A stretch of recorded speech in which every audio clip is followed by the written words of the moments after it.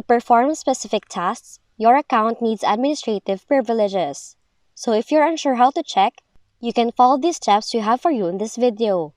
Now first you have to check it in the settings. So you have to open Settings, go to Account, and look for Administrative Privileges.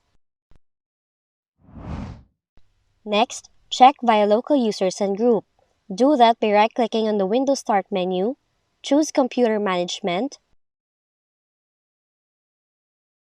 select Local Users and Groups, and click on Administrators to see the accounts with administrative privileges. For the next method, use the command prompt. Just open the command prompt with admin rights, type in the following, then replace this part with your username, and check if both administrators and users are listed in the local group memberships.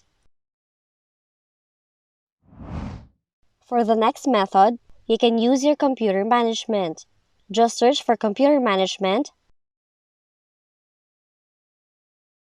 expand System Tools, go to Local Users and Groups, select Users, right-click on the account, choose Properties, and check the Member of tab for both administrative and users.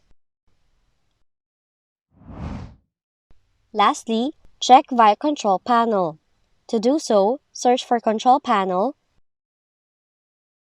go to User Accounts, and under your profile picture and email, check if your account is listed as an administrator. So those are the 5 ways on how you can check if your account has admin rights in Windows 11 computer. If you found this video helpful, kindly like and subscribe. You may also click and turn on the notification bell so you can be notified from whenever we release new videos.